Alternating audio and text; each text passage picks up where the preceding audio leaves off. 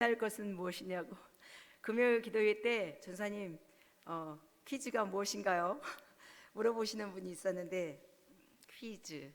지난번 7월 달에 제가 설교를 했었던 설교의 제목은 무엇일까요? 그것을 여러분이 기억하시면. 네? 네, 그러시군요.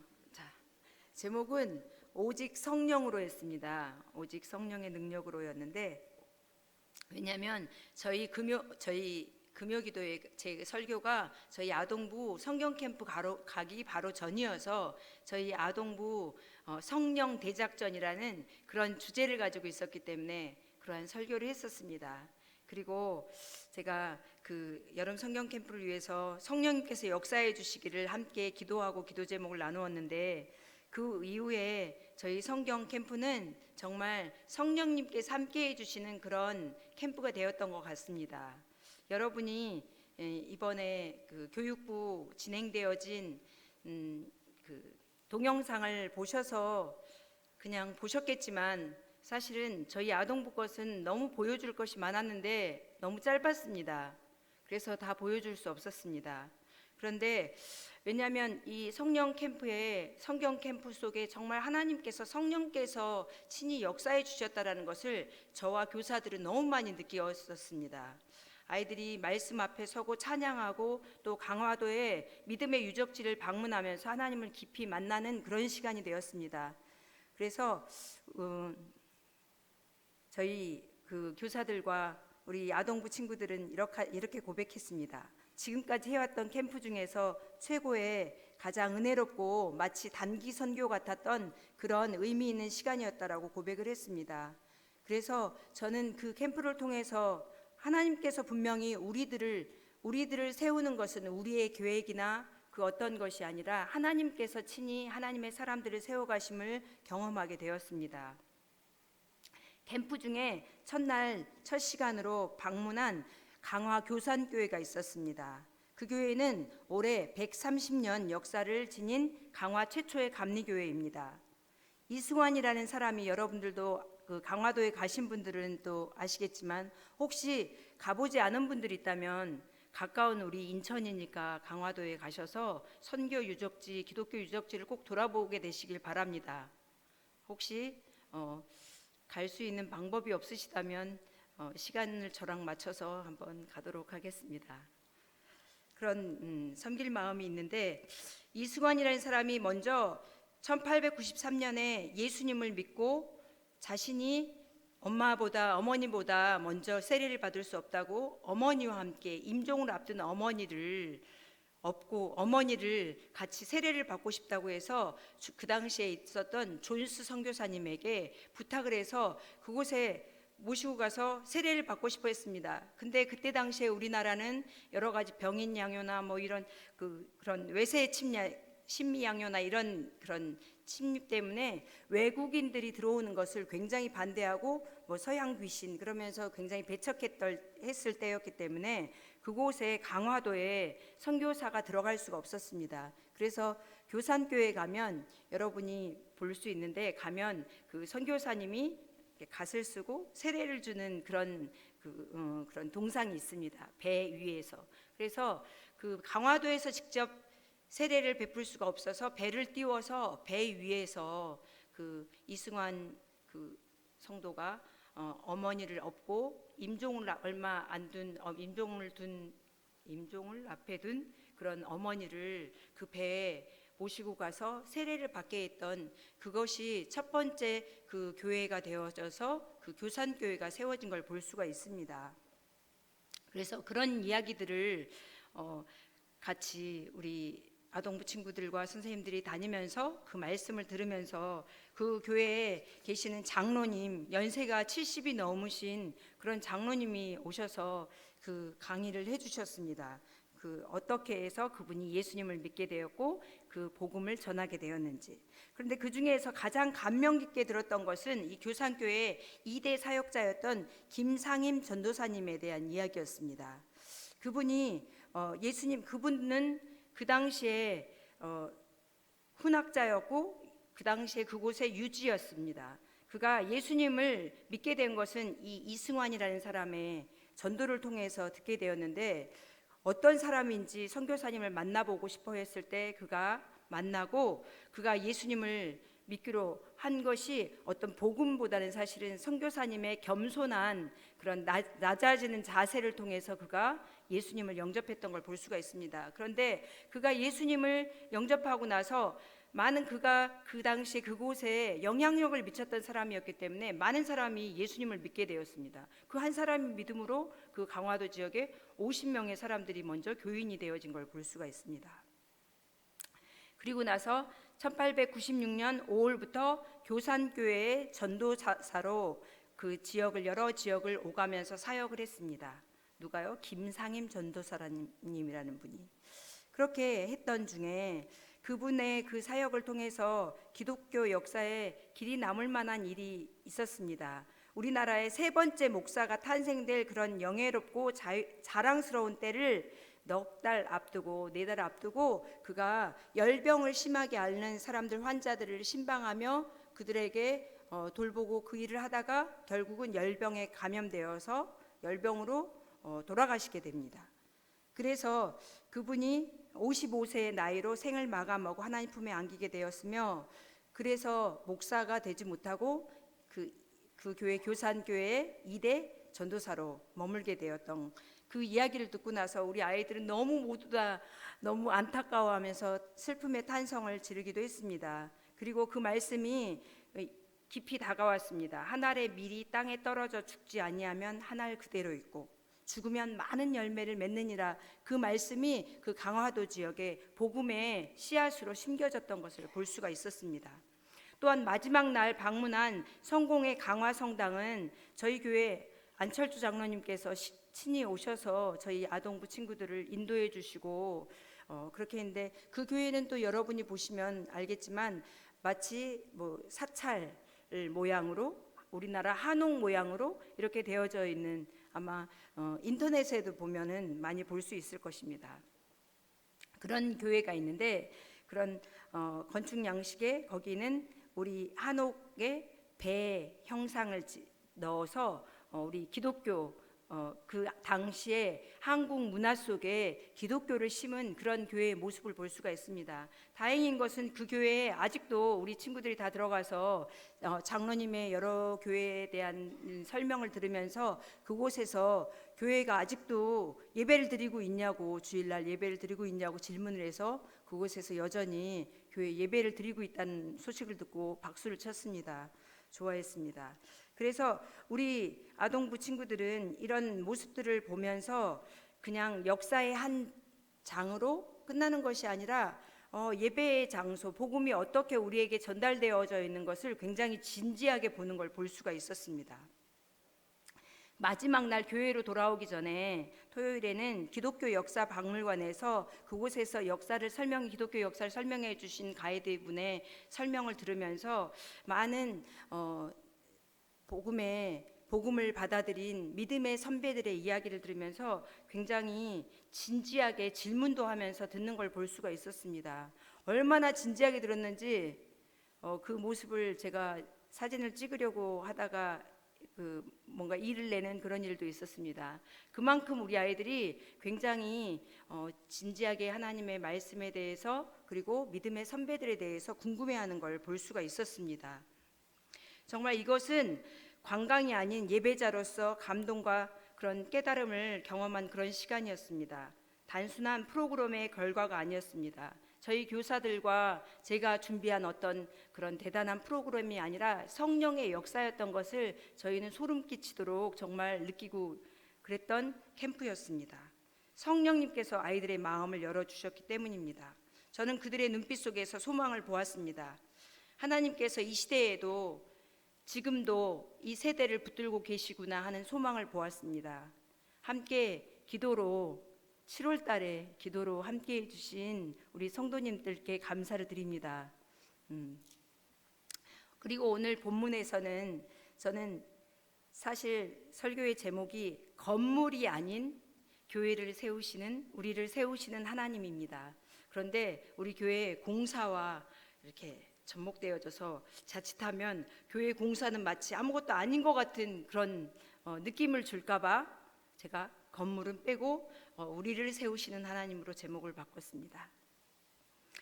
보면 하나님께서 요즘에 우리 아동부는 왜 이 말씀을 하게 되었냐면, 우리 아동부는 요즘에 느헤미야와 에스라서를 통해서 성벽을 재건하고 성전을 세우고 성벽을 재건하는 그런 모습들을 배우고 있습니다. 그래서 이스라엘 백성이 포로 귀환을 통해서 성전 재건과 성벽 재건을 하고 있는 것을 보는데, 이스라엘 백성의 성전은 단순한 건물이 아니라는 것을 배우게 되었습니다.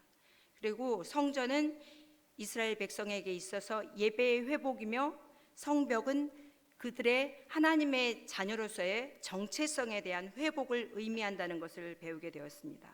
하나님께서는 진짜 회복은 이들이 성전과 성벽, 건물을 세우는 것이 아니라 하나님의 말씀을 듣고 회개하며 하나님 앞에 다시 서는 것이었습니다. 느헤미야와 함께 귀환한 이스라엘 백성은 성벽 공사를 마치고 학사 에스라를 세워서 그를 통해 하나님의 말씀을 듣고 그들이 하나님 앞에 통회하며 회개하는 걸 볼 수가 있습니다. 그래서 느헤미야 8장 8절에서 9절 말씀을 보면, 하나님의 율법책을 낭독하고 그 뜻을 해석하여 백성에게 낭독하는 것을 다 깨닫게 하니 백성이 율법의 말씀을 듣고 다 우는지라. 모든 백성들이 포로로 살아왔던 그들이 다시 돌아와서 하나님의 백성으로서 하나님의 말씀을 따라 살지 못한 것에 대해서, 그동안 우상 숭배하며 자기의 뜻대로 살았던 것에 대해서 회개하는 걸 볼 수가 있습니다. 그렇습니다. 하나님이 진정으로 세우기를 원하는 것은 성전 건물이 아니라 하나님의 백성인 우리입니다. 교회라는 것은 종종 교회와 성전을 우리는 혼동하게 됩니다. 하지만 구약의 성전은 유일한 장소에 지어진 하나의 건물이었습니다. 반면 신약의 교회는 건물이 아니라 성도들, 모임 공동체를 말합니다. 우리들의 지금 모임을 말하는 것입니다. 예수님의 이름으로 모인 사람들입니다. 교회는 하나님의 임재가 머무는 살아있는 성전입니다. 교회는 어떤 건축물에 갇혀 있지 않습니다. 광야에서도 가정에서도 어디서든 예배하고 말씀을 나눌 수 있는 곳이 바로 교회입니다. 그러므로 우리는 건물만 교회로만 여기는 그런 우를 범하면 안 됩니다. 그것은 또 다른 우상화가 될 수 있습니다. 하나님이 교회인 우리 공동체를 세우는 이유는 하나님 나라를 이루기 위해서입니다. 어두운 시대, 진리가 모호하고 믿음으로 사는 것을 어리석게 여기고 세상의 풍랑에 휩쓸려 살아가는 잃어버린 사람들을, 잃어버린 영혼들을 향한 구원의 방주로서 역할을 감당하기 위해서 교회를 세우시는 것입니다. 예수 그리스도의 몸으로서 주님이 다시 오실 때까지 서로의 믿음을 격려하며 건강하고 거룩한 몸을 이루며 살게 하기 위함입니다. 하나님이 교회를 세우는 방법은 성령의 능력으로입니다. 그리고 하나님의 말씀과 은혜로서 주님의 경영과 인도로 되어지는 것입니다. 또 교회의 성장은 성도인 우리가 믿음 위에 든든히 세워져 가고 예수님을 닮아서 날마다 자라가며, 또한 그것이 앞에 말했던 강화도 교회에서 예수님을 믿고 그들의 삶을 통해서 복음을 전했던 것처럼, 그들이 덕을 세우며 다른 사람들에게 예수님을 보여줬던 것처럼 우리들이 참으로 그리스도인들이 되어가는 것입니다. 그런 우리들을 통해 믿는 이들이, 그리스도인들이 점점 더 많아지게 되는 것입니다. 그것이 바로 교회의 성장인 것입니다. 그리스도인, 크리스찬이 날마다 하나님 나라의 삶을 누리고 계속해서 확장되어져 가는 것입니다. 사랑하는 성도 여러분, 오늘 우리는 이 본문 에베소서 2장 19절에서 22절을 통해 우리는 비록 세상 속에서 때로는 외롭고 낯선 나그네처럼 살아가지만 예수 그리스도 안에서 더 이상 외인이나 나그네가 아니라 하나님의 권속, 곧 한 가족이 되었음을 성경은 선포하고 있습니다. 하나님의 권속, 한 가족이 된 성도 여러분, 우리는 예수님을 믿기 전에는 우리는 이방 나라 밖에 있었던 사람이, 하나님 나라 밖에 있었던 사람들입니다. 그리고 하나님을 배척하고 예수님을 믿지 않았던 사람들입니다. 그러나 예수님의 보혈로 인해서 우리는 이제 하나님의 성도, 동일한 하나님의 시민, 천국 시민이자 한 울타리 안에서 생명을 나누는 영적인 가족이 되었습니다. 교회는 예수님을 중심으로 한 가족이며 하나님 아버지를 모신 천국 공동체입니다. 그러므로 성도는 서로 사랑하고 교제하며 살아가야 합니다. 성전으로 지어져 가는 우리는 이미 지어진 것이 아니라, 완성된 교회가 아니라 지어져 가는 공동체입니다. 이것은 참으로 중요한 것 같습니다. 이미 지어졌다고 생각할 때 우리는 소망이 없는 것 같습니다. 다 지어진 공동체가 이 모양이라고 생각한다면 우리는 절망일 것입니다. 그러나 우리는 모두가 공사 중 지어져 가는 사람들이라는 것이 우리에게 소망이 있습니다. 저도 부족하지만 변화되어져 가고 있고, 여러분들도 부족하지만 변화되어져 가고 있고, 우리가 보는 그 누군가도 주님 안에서 변화되어져 가고 있다는 것입니다. 교회는 사도와 선지자들의 터 위에 세워졌다라는 이 말씀은 예언자들이 하나님의 약속을 믿고 하나님의 새 창조를 소망한 것처럼 예수 그리스도를 통하여 그 말씀하신 바를 이루기 시작하였고, 이제 예수 그리스도 안에서 천하 만민이 다 주께 돌아오리라고 하신 말씀이 이루어질 것을 믿는 믿음 위에 세워졌다는 것입니다. 우리는 그러한 믿음 위에 세워졌고 예수 그리스도께서 친히 모퉁이 돌이 되어졌다는 것입니다. 모퉁이 돌은 무엇입니까? 두 벽과 벽이, 우리는 지금 공사하는 모습을, 우리 교회에 공사하는 모습을 보고 있습니다. 자주 보십니까? 공사하는 것을 보시면서 많이 기도해 주시기 바랍니다. 근데 오늘 제가 장로님하고도 한번 얘기를 했는데, 아무것도 없는 상태에 기초의 건물을 세우는 것은 그렇게 어려운 일이 아닌데, 사실은 있는 건물을 다시 고친다는 것은 더 어려운 일인 것 같습니다. 그렇지 않습니까? 삐뚤어진, 잘못되어진 나무를 바로 잡는 것은, 모양을 잡는 것은 더 많은 힘이 필요합니다. 이것처럼 우리 교회가 공간 재배치를 한다는 것은 정말 어려운 일입니다. 이 어려운 일을 담임 목사님은 해내고 계십니다. 장로님들이 해내고 계십니다. 그분들을 위해서 우리가 더 많이 기도해야 할 것입니다. 저는 조금 전에 예배 전 찬양을 하면서 생각을 했습니다. 코로나 시절에 우리 교회 리모델링 할 때 이곳이 이렇게 지어지리라고 생각도 못했잖아요. 그때에도 불협화음은 많았습니다. 그럼에도 불구하고 이 아름다운 성전이 세워졌고, 모든 공사를 할 때마다 쉬운 일은 아니었던 것 같습니다. 그런데 그것은 모두 우리가 함께 마음을 한 마음으로 하고 그것을 집중하며 응원하고 기도해야 하는 그러한 문제인 것 같습니다. 그럴 때 교회는 더욱더 아름다워지고 그 안에서 우리는 영적인 교제를 더 아름답게 이루어갈 줄로 믿습니다. 이 성전은 성령 안에서 거하실 처소입니다. 우리는 한 사람 한 사람이 건물의 돌처럼 서로 연결되어 있습니다. 주 안에서 성전이 되어가고 있습니다. 성령 안에서 하나님이 거하실 처소입니다. 우리는 우리의 마음과 믿음 안에 하나님께서 임재하시는 것입니다. 하나님의 은혜와 구원의 의미는, 우리가 이 귀한 지위를 얻은 것은, 우리 구원을 받은 것은, 이 은혜를 받아 누리는 것은 우리의 열심이나 섬기는 공로나 어떠한 자격이 아니라 전적인 하나님의 은혜라고 이 2장 앞에 부분에선 나와 있습니다. 하나님은 예수 그리스도를 통해 유대인과 이방인을 하나로 묶어 새로운 이스라엘, 곧 우리 교회를 세우셨습니다. 이는 하나님의 놀라운 계획과 은혜의 결과이며 오늘 우리에게 주어진 구원의 축복입니다. 사랑하는 성도 여러분, 우리는 단순히 각자 신앙생활하는 개인이 아니라 그리스도 안에서 하나 되어 세워지는 거룩한 교회입니다. 우리는 하나님의 성전이며 하나님이 거하실 처소입니다.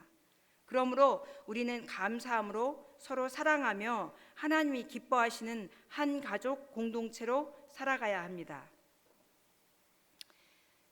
우리 교회도 지금 공간 재구성 공사가 계속 진행되고 있습니다. 자칫하면 우리의 시선이 건물에만 머물 수 있습니다. 하지만 하나님이 진짜 세우시는 교회는 건물이 아니라 우리 자신입니다. 우리는 교회가 세워지는 걸 볼 때 우리 자신은 잘 세워져 가고 있나 점검해 보아야 합니다. 더욱 깨어서 함께 기도하며 서로 격려하며 나아가야 합니다. 비록 공사 때문에 오후 찬양 예배를 드릴 수 없지만, 소그룹 모임은 할 수 없지만 서로 믿음으로 돌아보아야 합니다. 어떤 성도들이 요즘에 힘들어하고 있는지, 아파하고 있는지, 신앙생활을 게을리하고 있는지 우리는 서로 돌아보아야 할 것입니다. 그것이 교회를 세워가는 것입니다. 그리하여 예배 시간이 더욱더 충만한 예배가 되도록 우리는 힘써야 될 것입니다. 그렇지 않으면 교회 건물은 멋지게 변화되고 새로 지어졌는데, 유럽이나 우리나라의 어떤 교회들처럼 관광지처럼 옛날에는 이런 곳이었다고 그렇게 지나가는 관광객들이나 지나가는 그런 교회가 될 수도 있습니다. 우리의 이 교회가 아름답게 지어질 뿐 아니라 우리 성도들, 우리 다음 세대가 믿음으로 잘 자라는지 우리는 그것을 위해서 계속 기도해야 할 것입니다. 그래서 우리 교회 안에서 우리는 움직이는 성도들이 되어서 우리를 만나는 그 누군가에게 하나님이 나를 통해서 역사하신 하나님의 일들을 간증해야 할 것입니다. 그럴 때 우리 교회가 자랑이 될 것입니다. 여러분은 교회의 어떤 건물보다도, 공간보다도, 카페보다도, 어쩌면 그 어떤 곳보다도 여러분이 우리 교회의 자랑이 되어야 합니다. 여러분의 모습을 보며 믿지 않는 성도들은 교회를 사모하게 될 것이고 교회에 나아오게 될 것입니다. 그렇게 하시길 원하십니까? 아멘. 이미 금요기도에 나오시는 여러분은 이미 우리 교회의 자랑이며 여러분은 하나님의 자랑인 걸 믿습니다. 시편 120편 7절에는 이렇게 나와 있습니다. 그래서 여호와께서 집을 세우지 아니하면 세우는 자의 수고가 헛되며, 우리가 먼저 그리스도를 모퉁이 돌로 삼고 성령 안에서 하나님이 거하실 처소로 세워져야 우리의 모든 수고는 헛되지 않을 것입니다. 요즘에 교회 오면 장로님들이 매일 출근하시는 것 같습니다. 여러 가지로 교회를 봉사하시는 분들이 계속해서 교회를 위해 수고하고 애쓰는 것이 보여집니다.